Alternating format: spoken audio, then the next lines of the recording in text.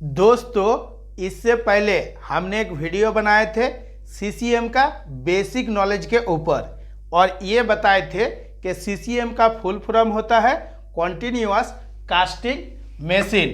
तो पहले आपको पार्ट 1 का वीडियो देखना है, इसके बाद पार्ट 2 का वीडियो देखना है।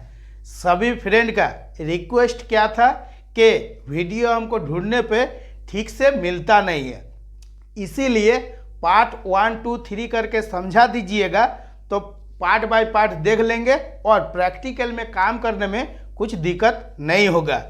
तो दोस्तों, जब आप फर्स्ट टाइम सीसीएम का एक्सपीरियंस बनाइएगा तो पहले आपको बेसिक नॉलेज का एक्सपीरियंस बनाना है, इसके बाद काम के बारे में एक्सपीरियंस बनाना है। जब आप जाइएगा मोल्ड ऑपरेटर के पास तो देखिएगा वहाँ पे एक आपका टोंडिस कार लगा हुआ रहता है जिसको हम लोग लॉन्ग ट्रेवल बोलते हैं। आज जो मैं वीडियो बनाकर आप लोगों को समझा रहा हूँ ये सीसीएम का बेसिक नॉलेज का पार्ट 2 है। धीरे धीरे अगर आप एक्सपीरियंस बनाइएगा, जो एक्सपीरियंस आपका बनेगा वो लाइफ टाइम आपका साथ रहेगा। तो ये जो आपका टोंडिस कार का और लॉन्ग ट्रेवल है, इसका काम क्या है ना, जो आपका टोंडिस रहता है इसको एक बार अंदर करता है, एक बार बाहर करता है, इतना ही इसका काम है। कोई कोई जगह में आपको 3.75 किलोवाट का मोटर देखने के लिए मिलेगा और ये आर डॉल स्टार्टर से चलता है। ऑलरेडी आर डॉल स्टार्टर का भी वीडियो बना कर समझाया हूँ, कनेक्शन वही सेम टू सेम रहता है। और कोई कोई जगह में आपको VFD से चलने के लिए देखने के लिए मिलेगा, वेरिएबल फ्रीक्वेंसी ड्राइव। और जब आपका सीसीएम जैसे single stand, double stand, 3 stand, 4 stand, इस तरह से स्टैंड बढ़ता रहता है। मतलब एक स्टैंड में एक ही ब्लेड निकलता है, 2 स्टैंड में 2 गो ब्लेड निकलता है, इस तरह से स्टैंड 1, 2, 3। अब 2 स्टैंड में 2 ब्लेड मतलब ऐसा नहीं है कि एक ही साथ 2 ब्लेड निकलेगा। एक नंबर स्टैंड में एक ही ब्लेड निकलेगा और एक स्टैंड अगर आप लगाते हैं तो उस पर भी एक ब्लेड निकलेगा। एक साथ में 2 स्टैंड में 2 गो ब्लेड निकलेगा। कोई कोई जगह में आपको क्या देखने के लिए मिलेगा, लेफ्ट लोअर मोटर। जब आप इसका डिटेल्स बारीकी से चेक करिएगा तो 7.5 किलोवाट का मोटर देखने के लिए मिलेगा। तो इस जगह में दोस्तों, चाहे आपका टोंडिस कार रहे या इसका नाम लॉन्ग ट्रेवल रहे या लेफ्ट लोअर मोटर बोले, तो आपको समझ जाना है कि जिस तरह से वीडियो बना के समझाया है वही सेम टू सेम है। अभी इसके ऊपर जो VFD का एग्जाम्पल देकर समझाया हूँ, कौन सा तरीका से मोटर को चलाया जा रहा है उसी का एक्सपीरियंस आपको बनाना है। और आगे जो मैं वीडियो बनाऊंगा आप लोगों के step by step control circuit, power circuit, इसके बारे में भी बता दूंगा। इसके बाद आ जाता है दोस्तों कि जब आप एक्सपीरियंस बनाइएगा तो इसको 2 पार्ट में डिवाइड कर लेना है। किस लिए डिवाइड कर लेना है कि ज़्यादातर सीसीएम में जो आपका AC ड्राइव रहता है ये किस में रहता है और किस तरह से इंटरलॉक दिया जाता है। तो देखिएगा, सबसे पहले आपको हाइड्रोलिक का जो मोटर है, जिसको हम लोग हाइड्रोलिक पंप बोलते हैं, इसी मोटर का एक्सपीरियंस आपको बनाना है कि ये काम किस तरह से करता है। और ये हाइड्रोलिक मोटर अगर कोई कारण से बंद हो जाएगा तो हमारा क्या क्या दिक्कत होगा और इससे हमारा इंटरलॉक क्या क्या दिया हुआ रहता है।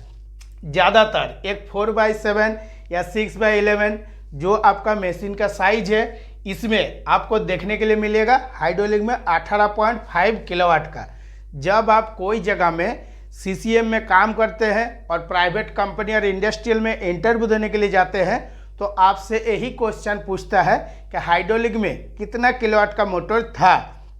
तो अगर आप एक्सपीरियंस नहीं बना के रखे हैं और डायरेक्ट इस वीडियो को भी देख रहे हैं तब भी आपको कोई दिक्कत नहीं है, आप बोलिएगा तो आपका आंसर सही रहेगा। लेकिन कुछ चीज़ जो मैं आपको शुरू में बताया हूँ, कितना स्टैंड का सीसीएम है, इसका भी नॉलेज आपको बना के रखना है, क्योंकि जब आपका स्टैंड बढ़ेगा तो ये जो मोटर का साइज है ये भी आपका बढ़ेगा। प्रैक्टिकल में जाके एक बार आप अपने से देख लीजिएगा तो जो आपका एक्सपीरियंस बनेगा वो लाइफ टाइम आपका साथ रहेगा। इसके बाद आ जाता है एल्युमिनियम वायर फीडर। ये ज़्यादातर अभी के डेट में और देखने के लिए नहीं मिलता है, लेकिन जितना सारा पुराना CCM है इसमें आपको देखने के लिए मिलेगा कि लैडल जो आपको आके CCM में रख देता है, इसके बाद जो टोंडिस रहता है, टोंडिस में एल्यूमिनियम देने के लिए ये काम करता है ये जो मोटर है। और ये आपका 0.37 किलोवाट का ही ज़्यादातर आपको देखने के लिए मिलेगा और ये टोटली VFD से ऑपरेट होता है। इसके बाद आ जाता है मोल्ड ऑक्सीलेशन। ये ज़्यादातर आपको कितना किलोवाट का मोटर देखने के लिए मिलेगा? 7.5।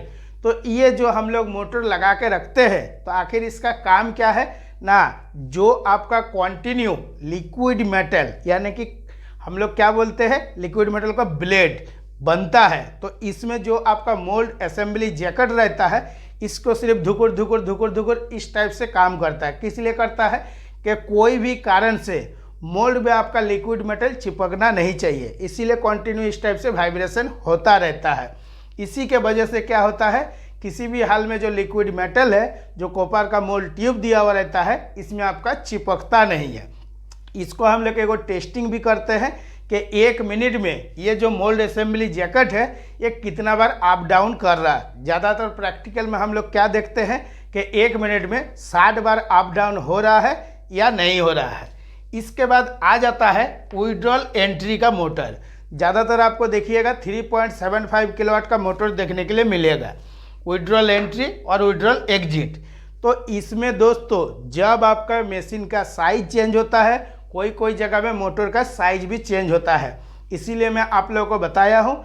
एक बार प्रैक्टिकल में आपको मिला के देख लेना है तो वो जो एक्सपीरियंस बनेगा लाइफ टाइम आपका साथ रहेगा। तो ये जो मोल्ड ऑक्सीलेशन है, यहाँ पे जो लिक्विड मेटल आपका गिर रहा है तो इसके साथ क्या फिटिंग रहता है, एक डेमी बार फिटिंग रहता है, चाहे वो रेडियस डेमी बार भी हो सकता है या लिंक डेमी बार भी हो सकता है। उसी को जो आपको धीरे धीरे पकड़ के आगे बढ़ाता है वही काम करता है विड्रॉल एंट्री का मोटर और एग्जिट का मोटर। जो एंट्री है ये होता है हमारा पहला वाला मोटर, जो एग्जिट है ये होता है इसका बाद वाला मोटर। और ये जो aluminium wire feeder, mould oscillation, withdrawal entry, withdrawal exit और हाइड्रोलिक का पंप का जो मोटर है टोटली आपका VFD से ऑपरेट होता है। कोई जगह में आपको देखने के लिए मिलेगा कि जो आपका हाइड्रोलिक का मोटर है इसके लिए कोई VFD नहीं है, लेकिन aluminium oil feeder, mould oscillation, withdrawal entry और विड्रॉल एग्जिट, ये जो चारों है ये चारों आपको हर जगह देखने के लिए मिलेगा, VFD से ऑपरेट हो रहा है। और अभी जो आपका 2023 आ गया है इसमें टोटली सब ऑटो सिस्टम हो रहा है। एक एक मोटर में आपको VFD देखने के लिए मिलेगा। जो पॉइंट मैं आप लोगों को बता रहा हूँ अच्छा से अगर फॉलो कीजिएगा, एक एक पॉइंट को अच्छा से सुनिएगा तो एक्सपीरियंस बनाने में कुछ भी दिक्कत नहीं है, क्योंकि इससे पहले हमने जो CCM का बेसिक नॉलेज का वीडियो है ऑलरेडी बना चुके हैं। सिर्फ दोस्तों control circuit, power circuit, VFD और PLC का नॉलेज बनाने से नहीं होगा, एक एक पॉइंट के बारे में आपको नॉलेज बना के रखना पड़ेगा। क्योंकि ज़्यादातर आपको देखने के लिए क्या मिलेगा प्रैक्टिकल में कि CCM में आपका बहुत कम ब्रेकडाउन आता है, और जहाँ पर अभी के डेट में PLC लगा हुआ है वहाँ पर भी बहुत कम ब्रेकडाउन आता है। इसीलिए क्या होता है, जितना भी इलेक्ट्रीशियन ड्यूटी करता है थोड़ा कुढ़िया टाइप का हो जाता है। ऐसा नहीं करना है, हर रोज़ आपको कोशिश करना है कुछ ना कुछ नया नॉलेज बना ले। अगर हर रोज़ कुछ ना कुछ नया नॉलेज बना लीजिएगा तो क्या होगा, कभी भी अगर कुछ फॉल्ट आएगा तो बहुत आसान तरीके से आप ठीक कर सकते हैं। इसके बाद आ जाता है लैडल स्लाइड गेट। ये आपको 2 जगह देखने के लिए मिलेगा, एक तो जहाँ पे आपका टोंडिस कार लगता है और जहाँ पे आपका लैडल रखता है, जिसको हम लोग लैडल स्टैंड बोलते हैं। तो लैडल के साथ क्या फिटिंग रहता है, एक स्लाइड गेट फिटिंग रहता है, उसी का हम लोग लैडल स्लाइड गेट बोलते हैं। इसका काम क्या है कि ना जो आपका लिक्विड मेटल है उसको क्या करता है, टोंडिस में गिराने का काम करता है। और लैडल स्लाइड गेट का काम क्या है, ये सिर्फ ओपनर क्लोज, एक बार खोलता है और एक बार बंद करता है। प्रैक्टिकल में आपको यही देखने के लिए मिलेगा। और अभी जो मैं आप लोगों को जितना सारा चीज़ बता रहा हूँ टोटली प्रैक्टिकल एक्सपीरियंस बता रहा हूँ। इसके बाद आ जाता है स्टीम एग्जॉस्ट फैन। ये आपको 11 किलोवाट का मोटर देखने के लिए मिलेगा, या पहले मैं जो बताया हूँ इससे बड़ा भी हो सकता है या कोई जगह में इससे छोटा भी हो सकता है। ये जो मोटर है इसका काम क्या है ना जो आपका मोल्ड असेंबली जैकेट में आपका कंटिन्यू लिक्विड मेटल गिर रहा है, इसके बाद धीरे धीरे क्या हो रहा है, लिक्विड मेटल आपका ब्लेड बनते बनते जा रहा है, तो उसी ब्लेड को ठंडा करने के लिए क्या आता है, सेकेंडरी का पानी आता है। और पानी से जब आपका कूलिंग होता है तो उसमें जो आपका गैस बनता है, उसी गैस को क्या होता है, या स्टीम बनता है, उसको बाहर निकाल देता है। वही काम करता है स्टीम एग्जॉस्ट का फैन, और इसीलिए इस मोटर का आपको लगाना है। अगर कोई कारण से ये मोटर आप नहीं लगाइएगा तो देखिएगा चारों तरफ स्टीम से भर जाएगा, स्टीम को बाहर निकाला जाता है, इसीलिए इसको बोला जाता है स्टीम एग्जॉस्ट फैन। जब आपका डेमी बार, जैसे मैं आप लोगों को बताया हूँ, एक होता है रेडियस डेमी बार, एक होता है आपका लिंक डेमी बार। जिस टाइम आपका डेमी बार घुसेगा तो उसको सपोर्ट देकर पकड़ के रखने के लिए आरडीबीजी का काम आता है। बहुत सा जगह में क्या होता है, आरडीबी जो ऑटो सिस्टम रहता है तो उसको हटा के डायरेक्ट मैन्युअली कर देता है। आप अगर ठीक से मेंटेनेंस करिएगा तो कंटिन्यू आपका ऑटो सिस्टम चालू रहेगा, और अगर ठीक से मेंटेनेंस नहीं करते हैं, ध्यान नहीं देते हैं, तो वही मैनुअल में ही ऑपरेट करना पड़ता है। बहुत सा जगह में जो होता है कॉन्ट्रैक्ट में ड्यूटी करता है बहुत सा फ्रेंड, तो इसमें क्या होता है कि सामान ठीक से नहीं मिल पाता है, और आरडीबीजी हमेशा क्या होता है, मैनुअल में ही काम कराना पड़ता है। इसके बाद आ जाता है दोस्तों पीसीआरटी। पीसीआरटी का फुल फॉर्म क्या होता है, प्री काट रूलर ट्रेवल। मतलब जहाँ पे आपका गैस कटर रहता है उसी सेम टू सेम जगह में आपको देखने के लिए मिलेगा एक आपका मोटर 3.75 किलोवाट का मोटर। जहाँ पे ब्लेड को काटा जाएगा उसी में देखिएगा एक जो मोटर रहता है उसी को प्री काट रूलर ट्रेवल बोला जाता है। मतलब वहाँ पे काटिंग होने वाला है, और ये मोटर का भी बहुत ही ज़रूरी है क्योंकि जब आप डेमी बार चढ़ाते हैं उस टाइम पीसीआरटी चालू करिएगा तो धीरे धीरे क्या होता है, जो डेमी बार है वो आगे बढ़ता रहता है। और इसके बाद आ जाता है डिस्चार्ज रूलर ट्रेवल। मतलब कोई जगह में आपको पीसीआरटी देखने के लिए नहीं मिलेगा, डायरेक्ट आपको डीआरटी मोटर देखने के लिए मिलेगा, डिस्चार्ज रूलर ट्रेवल। तो इसका काम क्या है ना, जो आपका ब्लेड को काटिंग कर देता है उसको आगे बढ़ा के लेके जाता है। वो कहाँ पे लेके जाता है ना, पुशर में लेके जाता है। तो ये पुशर का काम क्या है ना, ब्लेड जाकर पुशर में आपका घुसता है, उसी को उठा कर आपका रखता है। तो यही काम करता है ये पुशर। और टोटल ये सिस्टम कौन सा रहता है, ये हाइड्रोलिक सिस्टम रहता है। और जो आपका डीआरटी मोटर लगा हुआ रहता है ज़्यादातर आपको 3.75 किलोवाट का मोटर देखने के लिए मिलेगा। इसके बाद आ जाता है डेमी बार, जो मैं आप लोगों को बता रहा था। ये जो आपका डेमी बार है, जैसे मैं बताया लिंक डेमी बार या रेडियस डेमी बार, ये जाके जो स्टैंड में घुसता है, मतलब फर्स्ट टाइम जब आपका ब्लेड को लेके आता है तो जब आप उसको काटिंग कर देते हैं तो सीधा लेके चला जाता है। किस में जाता है ना, उसी को बोला जाता है रिसीवर। तो रिसीवर में जाके घुसेगा और सीधा क्या होता है कि रिसीवर आपका उठ जाता है, एक बार डाउन होता है एक बार अप होता है, वही काम करता है आपका रिसीवर। इसीलिए इस जगह में हमने डेमी बार लिख के आप लोगों को समझा रहा हूँ। इसमें क्या होता है आपको क्लीन समझ में आएगा। प्रैक्टिकल में जब आप मिला के देखिएगा तो मैं जिस तरह से आप लोगों को बताया हूँ एक एक पॉइंट आपका मैच हो जाएगा।